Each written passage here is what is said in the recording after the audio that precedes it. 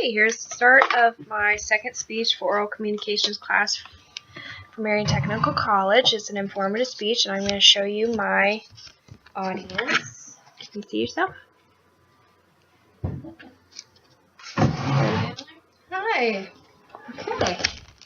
All right. Now, what do you think about when you have a car? Most people think about, oh my gosh, I gotta have gas, I can drive wherever I want, but you also need to remember that you have to do regular maintenance to your car. So with most cars, you need to do an oil change every 3,000 to 5,000 miles. With newer cars, you can go 5,000 miles. Older cars are more 3,000. You can take it to a garage and have somebody change your oil for you, or you can do it yourself. And I will explain what you need to do that. You can go to your local auto parts store and you can buy, all you need is engine oil and an oil filter. If you don't know how many quarts of oil you need for your car, you can look in your owner's manual and it will explain to you how many quarts you can put into your vehicle. If you've never changed your oil before, you will also need an oil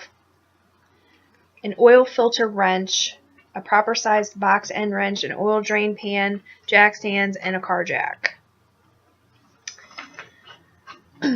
The first thing you want to do is park your car on a flat level surface. You want to put the jack under the frame of the car and raise it up high enough so that you can work underneath it. And once you get it to that height, then you want to put your jack stands underneath the car frame, one on either side of inside the tires. After that is completed, then you want to find the oil drain plug on the engine oil pan, which is located underneath the motor. And once you find that, then you want to find the right side box end wrench and stick your oil drain pan underneath, take the plug out, and let the oil drain.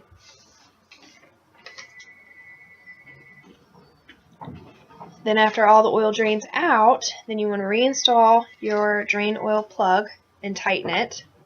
Then you want to locate your engine oil filter, which sometimes is underneath the engine or on the side of the engine, depending on the kind of car you have. And once you remove that, you want to put your oil drain pan underneath there because oil will drain out of there as well. Then you want to open your new oil filter. You want to take a little bit of the new oil that you purchased and you want to rub it around the gasket of the oil filter before you put the oil filter back in. And when you put the oil filter back in, you just want to tighten it as tight as you can with your hand. You don't want to use a wrench or anything. This will help with the removal of the oil filter for the next oil change. Once you've completed that, then you want to raise the car back up, take the jack stands out, and lower the car down. Then you want to open your hood and find your oil fill cap and put your the same amount of the quarts of oil into your engine. You want to put your quarts of oil into your engine. Once that is completed, you put the oil fill cap back on and tighten it. Then you want to pull your dipstick out to make sure there's oil on it.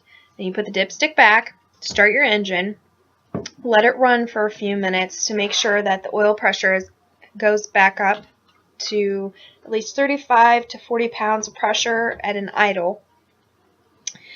Then you want to look at where your oil drain plug is and your oil filter to make sure there isn't oil leaking around, to make sure you got them tightened enough so that they're not leaking. And then once you do that, you want to shut your engine off and check your dipstick again to make sure that it says that it's on the full mark. And that is all the steps to change your oil. The reason you want to keep your oil changed is there's a couple reasons. If you don't change your oil, your engine oil, you could have a leak, which will make all your oil drain out, and then once the oil drains out, it makes your engine parts get hot and it could melt the pistons, which causes the engine to seize up, and once that happens, you have to get a new engine. You can't fix it.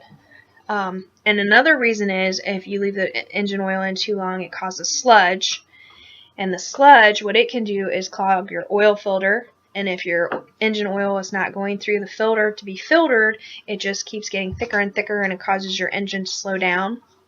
It can also collect at the bottom of your engine oil pan, and then when you try to change your oil, it won't come out, which is very bad. So,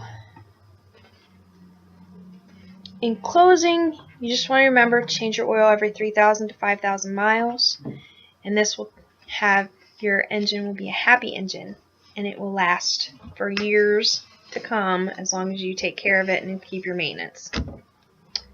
The end.